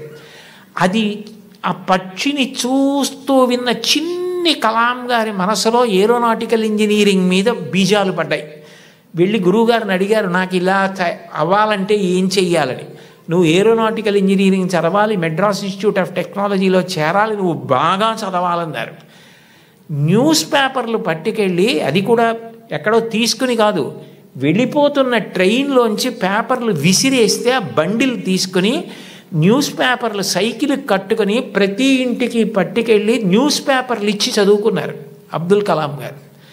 మీలో చాలామంది పిల్లలకి తల్లిదండ్రులు తమ రక్తాన్ని డబ్బుగా మార్చి సౌకర్యాలు ఇచ్చి చదివిస్తున్నారు. మహాత్ముల యొక్క జీవిత చరిత్రలు చదవండి. కేవలం మీ పాఠ్యపుస్తకాలు చదవద్దని నేను అనను. మీ యొక్క పాఠశాలల్లో, గ్రంథాలయాల్లో ఆటోబయోగ్రఫీసు, బయోగ్రఫీసు పెట్టించుకోండి. మీ టీచర్స్ని అడగండి, ఎంత సంతోషిస్తారో. అంతవరకు ఎందుకు, ఇంకొకసారి ఏ నెల్లూరులోనో సభ చేసినప్పుడు తప్పకుండా నేను కూడా ఇలాంటి సభల్లో 1-2 జీవిత చరిత్రలు బహూకరించడానికి ప్రయత్నిస్తాను. ఎందుకనంటే అవి మనని చెక్కుతాయి. కలాం గారు అంత గొప్పవాడయ్యాడంటే ఒక గురువు కారణం. మీరు కలాం గారు వ్రాసుకున్న పుస్తకాలు చదవండి. ఆయనకి టీచర్ అన్న మాట వస్తే he cannot resist himself without developing a single sentence into a paragraph. ఒక సెంటెన్స్లో చెప్పవలసిన దాన్ని పారాగ్రాఫ్గా చెప్పకుండా ఆయన ఉండలేరు. ఆయన ఈ లైట్ వెయిట్ భూమికి దగ్గరగా ఎగిరేటటువంటి విమానాన్ని డెవలప్ చేయవలసి వచ్చినప్పుడు సరిగ్గా చేయలేకపోతే కోపం వచ్చి ప్రొఫెసర్ శ్రీనివాసన్నని శుక్రవారం మధ్యాహ్నం పిలిచి సోమవారం పొద్దున్నకి చూపించకపోతే నీ స్కాలర్షిప్ ఆప్ చేస్తానన్నారు. టిఫిన్ తినలేదు, స్నానం సరిగ్గా చేయలేదు, భోజనం ఏం చేశారో తెలియదు, రాత్రింబవళ్ళు వర్క్ చేశారు. సోమవారం పొద్దున్నే ఆ టెన్నిస్ ఆడుకుని ప్రొఫెసర్ శ్రీనివాసన్ వెళ్ళిపోతూ హాస్టల్ రూమ్లో కలాం ఏం చేస్తున్నాడని తొంగి చూశారు. ఇచ్చిన టైం కన్నా ముందే రాత్రింబవళ్ళు కష్టపడి బోర్డు మీద డయాగ్రామ్ వేసి దానికి సంబంధించిన రిపోర్ట్ తయారు చేసిన కలాంని ఆ అవుట్ఫిట్ తోటే, టెన్నిస్ అవుట్ఫిట్ అంటే టెన్నిస్ ఆడుకోవడానికి వేసుకునే బట్టలు, వాటితోటే వెళ్ళి కౌగిలించుకున్నారు మా గురువుగారు శ్రీనివాసన్ గారు. ఆయన నా భుజాన్ని తట్టి నన్ను ప్రోత్సహించి పడిన ఆనందం నన్ను ఇంత గొప్ప స్థాయికి పెంచి పెద్ద చేసిందని తన టీచర్స్ గురించి ఎంత గొప్పగా రాసుకున్నారో. గురువుల్ని నింద చేయడం, గురువుల్ని విమర్శించడం, గురువుల్ని హాస్య వస్తువులుగా వాడుకోవడం ఈ జాతికి సిగ్గుచేటు. గురువు పేరు చెప్పేటప్పటికీ నేల మీద పడిపోయారు. రామాయణంలో అంతటి రాముడు విశ్వామిత్రుడి పిలిస్తే దగ్గరికి వెళ్ళి నిలబడి ఇమౌస్మ మునిషార్దూల కింకరౌ సముపస్థితౌ ఆజ్ఞాపయ యథేష్టం వై శాసనం కరవామకిం అన్నాడు. గురువుగారు లోకంలో ఎవరు చెప్పినా సలహా, మీరు చెప్తే మాత్రం ఆజ్ఞ. గురువుగారు చెప్తే ఆజ్ఞ, అందులో నేను తలపెట్టను. ఈ పని చేసి పెడతావా అని ఇప్పుడు అడక్కండి, ఈ పని చెయ్యరా రామా అనండి, నేను మీ కింకరుణ్ణి గురువుగారు అన్నాడు. ఇది జాతి నేర్పినటువంటి విషయం. మీరు ఏ మహాత్ముణ్ణి తీసుకోండి, టంగుటూరి ప్రకాశం పంతులు గారు జీవిత చరిత్రలో వ్రాసుకున్నారు. డబ్బు కట్టలేక కష్టాలు పడి ఇతర పనులు చేస్తూ రోజు పాఠం వినలేకపోయిన పిల్లల్ని ఆ రోజుల్లో సుందర శివయ్య గారని ఒక హెడ్ మాస్టర్ ఇంటికి తీసుకెళ్ళి కూర్చోపెట్టుకుని పాఠాలు చెప్పి వృద్ధిలోకి తెచ్చారు. ఆయన కారణం నేను వృద్ధిలోకి రావడానికని రాసుకున్నారు. ఆయన నడక అలా ఉండేది, ఆయన ప్రవర్తన అలా ఉండేది, ఆయన పాఠం చెప్తే అలా ఉండేదని పక్కనే గుంటూరులో మాజేటి గురవయ్య పాఠశాల అన్న పాఠశాలలో నరసయ్య గారని ఆయన చెప్పిన పాఠాలు, ఆయన వ్యవహరించిన తీరు నన్ను అంత ప్రభావితుణ్ణి చేశాయని మహానుభావుడు ఆయన నోరి దత్తాత్రేయుడు గారు తన జీవిత చరిత్రలో రాసుకున్నారు. గురువులు మనిషిని చెక్కుతారు, ఒక శిలలోంచి శిల్పాన్ని చెక్కుతారు. ఓ సరస్వతీదేవి విగ్రహాన్ని ఒక రాయి తీసుకొచ్చి చెక్కితే శిల్పి దాని మీద ఎక్కి కూర్చుని చెక్కుతాడు. కళ్ళు చెక్కేటప్పుడు చిట్ట చివర ఎంతో జాగ్రత్తగా చెక్కుతాడు. ఉలిని పెట్టి సుత్తి పెట్టి కొడతాడు. ఆఖరణ దానికి అధివాసాలు చేసి గుళ్ళోకి తీసుకొచ్చి ప్రతిష్ఠ చేస్తారు. ప్రతిష్ఠ చేసిన తర్వాత చెక్కిన శిల్పి కూడా నమస్కారం చేస్తాడు. ఆ శిల్పి చెక్కాడు కాబట్టి మన అందరి ఆర్తి తీర్చుకోవడానికి ఆ మూర్తి ముందు నిలబడి నమస్కరిస్తున్నాం. ఈ సమాజంలో గౌరవింపబడిన మహనీయులందరూ గురువులు చెక్కిన శిల్పాలే, అది వాళ్ళే వ్రాసుకున్నారు. గురువుని గౌరవించడం అన్నది అంత గొప్ప ఈ జాతిలో. తల్లిని గౌరవించండి, తండ్రిని గౌరవించండి, మీ తోబుట్టువుల్ని ప్రేమగా చూడండి, మీ తోటివారిని ప్రేమించండి, గురువుల్ని గౌరవించండి. మీరు నైతిక విలువలతో మీరు మీ వీధిలో ఉంటే ఆయన మా వీధిలో ఉన్నాడని వీధిలో వాళ్ళు పొంగిపోవాలి. మీరు కుటుంబంలో ఉంటే వాడు మా అన్నయ్య, మా తమ్ముడు, మా కుటుంబ సభ్యుడు, నా కొడుకు అని తల్లిదండ్రులు పొంగిపోవాలి, మా ఊరి వాళ్ళు పొంగిపోవాలి, దేశం పొంగిపోవాలి. అంతటి వారు అయి తీరుతారు. అందుకేనేమో వయసు రీత్యా, అనుభవం రీత్యా జీవితంలో ఎన్నో విషయాలు ఎన్ని వేల మందితోనో సమన్వయమైనటువంటి అంత అనుభవంతో, అంత ఆర్తితో మీ అందరూ వృద్ధిలోకి రావాలని, కేవలం చదువు కాదు దానితో పాటు మీకు నైతిక విలువలు అందాలని, మీరు మంచి పిల్లలని పేరు తెచ్చుకోవాలని ఎంతో తాపత్రయపడి ముఖ్యమంత్రి గారు నిజానికి నేను ఎక్కడో నెల్లూరులో ఉంటే నాకు ఫోన్ చేసి మీరు ఈ పని చేసి పెట్టాలి అని అడిగితే నేను ఎక్కువ ఆధ్యాత్మిక ప్రవచనాల మీద ఆసక్తి చూపిస్తాను. కానీ ఆయన అంత ఆర్తిగా అడిగినప్పుడు పిల్లల కోసం నేను చెయ్యగలిగినది చేసి పెడదామని తప్పకుండా చేస్తానండి అని వారిని గౌరవంగా కలిసినప్పుడు వారు నాకు మొట్టమొదట కోరినది ఏది అంటే, కుటుంబ విలువల గురించి తప్పకుండా చెప్పండి కోటేశ్వరరావు గారు. ఇంట్లో తల్లిని, తండ్రిని, గురువుని, తోబుట్టువుల్ని గౌరవిస్తే పిల్లలు మంచి వాళ్ళు అవుతారు. పిల్లలు మంచివాళ్ళైతే వాళ్ళు మంచి పేరు తెచ్చుకుంటే, వృద్ధిలోకి వస్తే, దురలవాట్లకి దూరంగా ఉంటే అంతకన్నా మీకు కానీ నాకు కానీ ఏం కావాలి? అందుకని ఇది మీరు చేసి పెట్టాలి అన్నారు. ఆ స్థాయిలో ఉన్న వ్యక్తి నిజానికి అంత బతిమాలి అడగక్కర్లేదు. అంటే ఆయనకి మీ మీద ఎంత తాపత్రయం ఉందో అర్థం చేసుకోండి. నిజానికి నేను ఈ పదవి ఏ గౌరవం కోసం కానీ, ఈ పదవి ఏదైనా ప్రయోజనం కోసం కానీ నేను స్వీకరించినది కాదు. ఒక రాష్ట్రాన్ని నడిపించే వ్యక్తి అంత తాపత్రయపడ్డారు. నేను దానికి ఏమాత్రమైనా ఉపయోగపడితే అంతకన్నా నాకు సంతోషమే ఉంటుంది. కోన శశిధర్ గారితో మాట్లాడుతూ నేను అన్నాను, నేను ఆఖరి 10 ఓవర్స్ ఆడుతున్నానండి, నాకు 66 ఏళ్ళు వచ్చాయి, ఇంకొక 10 ఏళ్ళు మహా అయితే ఇంత స్వేచ్ఛగా సమాజంలో తిరిగి చెప్పగలనేమో. ఈ సమయం నేను పిల్లలకి కొంత కేటాయించి చేయగలిగితే నాకు అంతకన్నా ఆనందం ఏముంటుంది అని ఒప్పుకున్నాను. కాబట్టి నేను చెప్పిన ప్రతి మాట నా గుండెల్లోంచి వచ్చింది తప్ప నా నోట్లోంచి వచ్చింది కాదు. కాబట్టి మీ అందరూ చక్కగా క్రమశిక్షణతో వృద్ధిలోకి వచ్చి మంచి పేరు ప్రఖ్యాతులు తెచ్చుకోవాలని నేను త్రికరణ శుద్ధిగా శారదామాత పాదార విందములకు శిరసు తాటించి సాంజలిబంధకంగా నమస్కరిస్తూ, ఇంత గొప్ప సదస్సులో పిల్లల కోసం ఇంత ఆర్తితో ఏర్పాటులు చేసిన చోట మాట్లాడడానికి అవకాశం ఇచ్చిన పెద్దలందరికీ నా హృదయపూర్వక కృతజ్ఞతలు ఆవిష్కరిస్తూ స్వస్తి.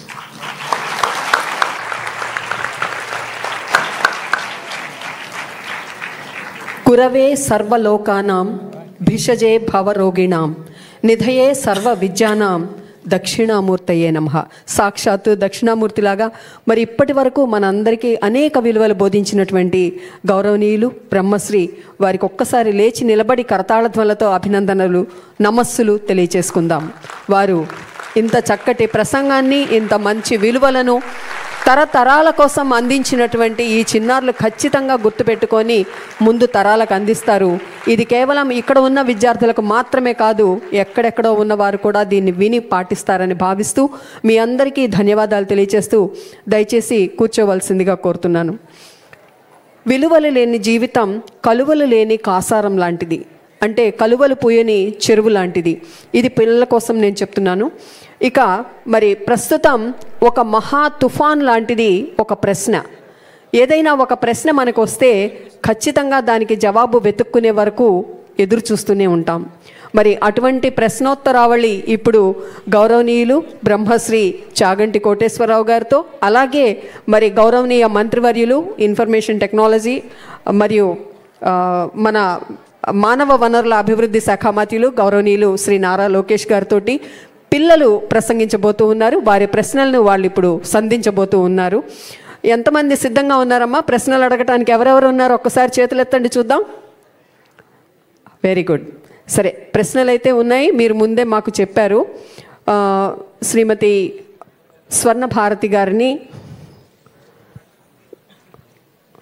వారిని ప్రశ్నలకు సిద్ధం చేయవలసిందిగా కోరుతూ, పిల్లలు మీ పేరు చెప్పుకోండి. ముందుగా మీ పేరు చెప్పి ఆ తర్వాత మీ సమస్యను అడగండి. ఈ ప్రశ్న ఎక్కడో ఉన్నటువంటి సర్ ఐజాక్ న్యూటన్ గురుత్వాకర్షణ నియమాన్ని కనుక్కోవటానికి ప్రారంభం. అలాగే మీరు అడిగే ప్రశ్నలు ఎన్ని రకాల ఇన్వెన్షన్స్ని తీసుకొస్తాయో అని ఎదురు చూస్తూ మీకు స్వాగతం. నమస్కారం. ఈ ప్రశ్న చాగంటి గారికి. నమస్కారం గురువు గారు. నా పేరు రాజా. నేను సివిఆర్ జిఎంసి హై స్కూల్లో 9వ తరగతి చదువుతున్నాను. గురువుగారు, ప్రస్తుత పోటీ ప్రపంచంలో విద్యార్థులు అయిన మేము ఒత్తిడిని ఎలా అధిగమించాలి గురువుగారు? మంచి ప్రశ్న వేసావయ్యా. కానీ నీ ప్రశ్నని అభినందించడానికి కారణం ఏమిటంటే అది కేవలం వ్యక్తిగతంగా నీకు మాత్రమే సంబంధించింది కాదు. ఇవాళ అనేక లక్షల మంది విద్యార్థులకు ప్రతినిధిగా నువ్వు ఈ ప్రశ్న అడిగావు. చాలా మంచి ప్రశ్న. ఒత్తిడిని ఎలా అధిగమించాలి? ఒత్తిడిని అధిగమించడానికి ఎప్పుడు రెండు పరిష్కారాలు ఉంటాయి. ఒకటి ఆత్మవిశ్వాసం, 2 ప్రణాళికాబద్ధమైనటువంటి జీవితం. ఆత్మవిశ్వాసము అంటే నువ్వు చదువుకున్న దాని మీద నువ్వు నమ్మకం పెంచుకోవాలి. నాకు ఇచ్చిన సిలబస్ ఏదుందో దాన్ని బాగా చదువుకున్నాను. మాస్టారు చెప్తున్నప్పుడు చాలా జాగ్రత్తగా విన్నాను. నాకు ఏదైనా అర్థం కాకపోతే మాస్టర్ని అడిగాను. ఆయన నాకు ప్రేమగా చెప్పారు.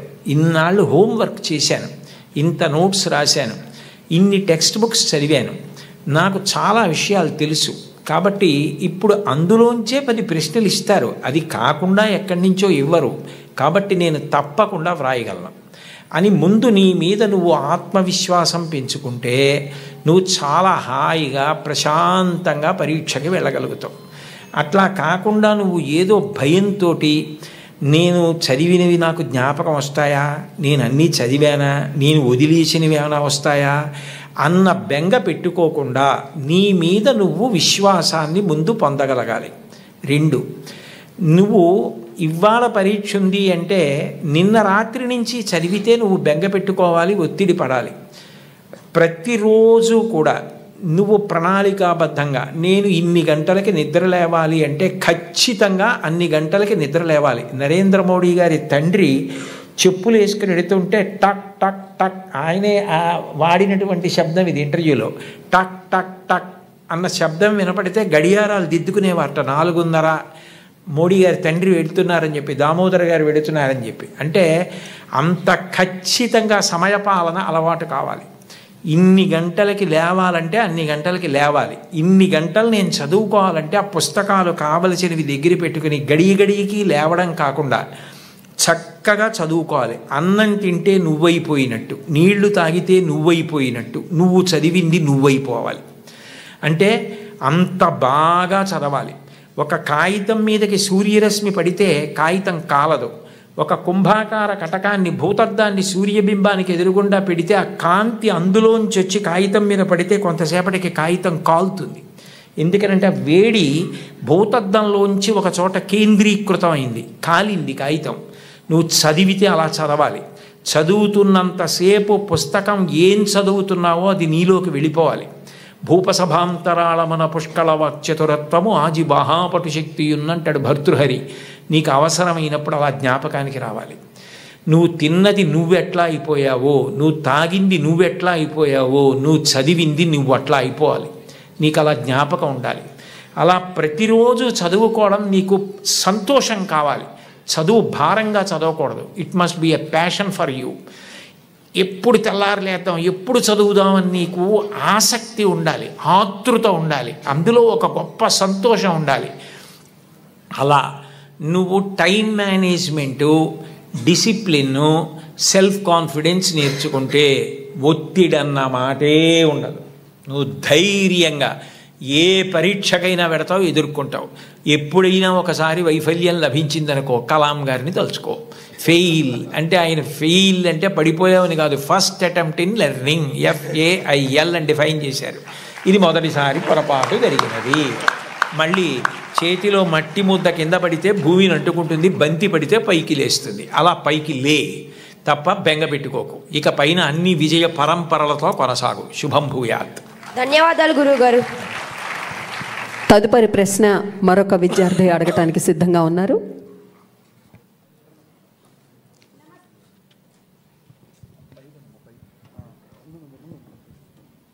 హలో, నమస్కారం గురువు గారు. నా పేరు నాగదుర్గారాణి. నేను KSRZP గర్ల్స్ హై స్కూల్లో 10వ తరగతి చదువుతున్నాను. మంచి అలవాట్లు అనేవి మనం ఏ విధంగా ఉపయోగపడతాయో తెలియజేస్తారా గురువుగారు? చాలా సంతోషం అమ్మా. నువ్వు స్పష్టమైనటువంటి రీతిలో చక్కగా నిన్ను నువ్వు పరిచయం చేసుకుని ప్రశ్న వేశావు. మంచి అలవాట్లు అన్నవి నీకే కాదు, నీ చుట్టూ ఉన్న వాళ్ళకి, సమాజానికి, దేశానికి కూడా ఉపయోగపడతాయి. మన దేశంలో వైద్య ఆరోగ్య శాఖ కొన్ని వేల కోట్లు ఖర్చు పెడుతుంది దేశం మొత్తం మీద. అందులో చాలా వ్యాధులకు కారణం ఏది అంటే అన్నం తినేటప్పుడు, పలహారం చేసేటప్పుడు చేతులు సబ్బుతో కడుక్కోకుండా ఎట్లా ఉంటే అట్లాగే ఏది పడితే అది తినడం. 2, చాలా కాలం నిలవ ఉన్న పదార్థాలు కేవలం నాలుకకు రుచిగా ఉన్నాయి కదా అని తినడం. అట్లా కాకుండా మనం తిన్నది మనలోకి వెళ్ళి మన శరీరాన్ని నిర్మాణం చేస్తుంది అని దాని విలువ తెలుసుకున్నప్పుడు నువ్వు ఆరోగ్యంగా ఉండడం చాలా చాలా ముఖ్యం. శరీరమాద్యం ఖలు ధర్మ సాధనం. ఇది బాగుండకపోతే నువ్వేం చేయలేవు. దీనితో వ్యాయామం చేయడం, తినేటప్పుడు చేతులు కడుక్కోవడం, కాళ్ళు కడుక్కోవడం, స్నానం చేయడం శుభ్రంగా, నీ మేజోళ్ళు నువ్వే ఉతుక్కోవడం అలవాటు చేసుకున్నావు అనుకో, నీకు వేళ్ళకి వ్యాయామం ఉంటుంది. 2 మాసిపోతే ఎంత కష్టమో మీ అమ్మగారికి అవి ఉతకడం నీకు అర్థం అవుతుంది. రాజగోపాలాచారి గారు ఇంకా చనిపోవడానికి నెలలాళ్ల ముందు వరకు తన జేబు రుమాలు తాను ఉతుక్కునేవారు. ఎందుకంటే చేతులకు పట్టు ఉంటుందని. నీ బట్టలు నువ్వు ఉతుక్కోవడం ఇటువంటివి నేర్చుకున్నావనుకో, అవి మంచి అలవాట్లు. దానివల్ల నీకే కాదు, నీకు జ్వరం వచ్చిందనుకో, అమ్మ దేవుడి దయ వల్ల నీకు రాకూడదు, కానీ వచ్చిందనుకో, వస్తే మీ నాన్నగారు సెలవు పెట్టి నిన్ను వైద్యుడి దగ్గరికి తీసుకెళ్ళాలి. మీ అమ్మగారు పనులన్నీ మానుకుని నీ దగ్గర కూర్చోవాలి.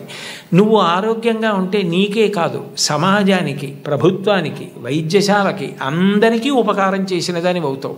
నువ్వు చేతులు శుభ్రంగా కడుక్కుంటే చాలు, వ్యాయామం చేస్తే చాలు, కాసేపు పరిగెడితే చాలు, అవుట్ నాట్ అవుట్ అని గట్టిగా అరిస్తే చాలు, 2 గంటలు మాట్లాడినా, భవిష్యత్తులో ఎప్పుడైనా నువ్వు ప్రసంగాలు చేయవలసి వచ్చినా, సమావేశాలు నిర్వహించవలసి వచ్చినా గుక్కెడు నీళ్లు తాగకుండా నిర్వహిస్తావు. ఆ శక్తి నీ కండరాలకు వస్తుంది. అటువంటివి నేర్చుకో.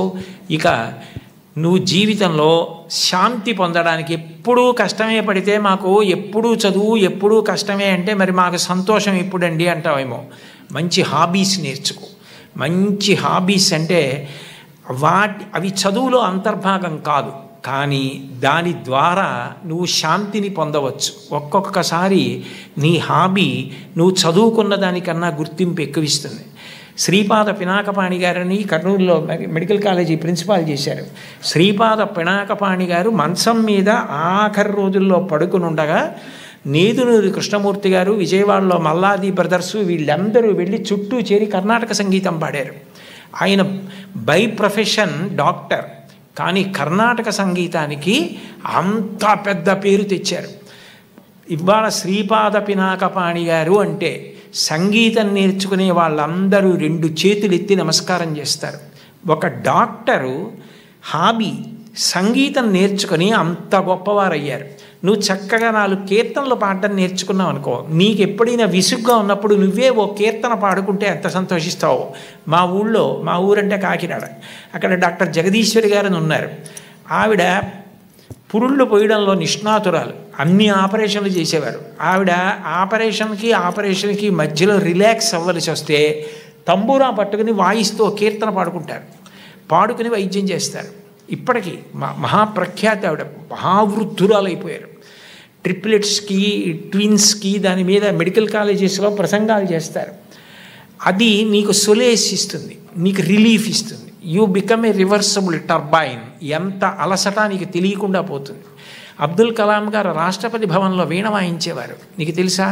ఆయన ఫొటోస్ ఉన్నాయి ఇప్పటికీ. ఆ వీణ వాయించడంలో రిలాక్స్ అవుతారు. నాకు కలాం గారు అంటే చాలా ఇష్టం, లింకన్ గారు అంటే చాలా ఇష్టం, విన్స్టన్ చర్చిల్ అంటే నాకు చాలా ఇష్టం. చాలామంది చాగంటి కోటేశ్వరరావు అంటే ఛాందసుడు అనుకుంటారు. కాదు, కోటేశ్వరరావుకి ఇంకో కోణం ఉందని తెలియదు. కాబట్టి ఓ టెన్నిస్ ఆడు, కాసేపు పరిగెత్తు, కాసేపు ఖోఖో ఆడు, బొమ్మలు గీయడం నేర్చుకో. నీలో ఉన్న ఇన్స్టింక్ట్ నీకు తెలుస్తుంది. నీకు ఏది ఇష్టమని అనిపిస్తోందో అది చేయడం ప్రారంభం చెయ్యి. నువ్వు విశ్రాంతి పొందుతావు, పేరు వస్తుంది, ప్రఖ్యాతి వస్తుంది. ఓ భాగవతం చదువు, ఓ రామాయణం చదువు, వాటి గురించి మంచి మంచి పుస్తకాలు చదువు, వాటి గురించి పిల్లలతో మాట్లాడు. అట్లాంటి హాబీస్ ఇన్కల్కేట్ చేసుకో.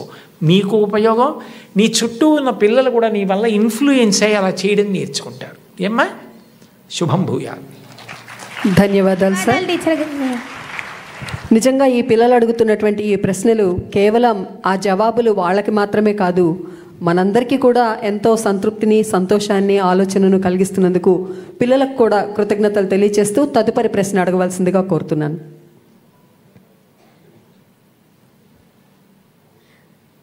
నమస్తే సార్. ఈ ప్రశ్న గౌరవనీయులైన మంత్రివర్యులు నారా లోకేష్ గారికి.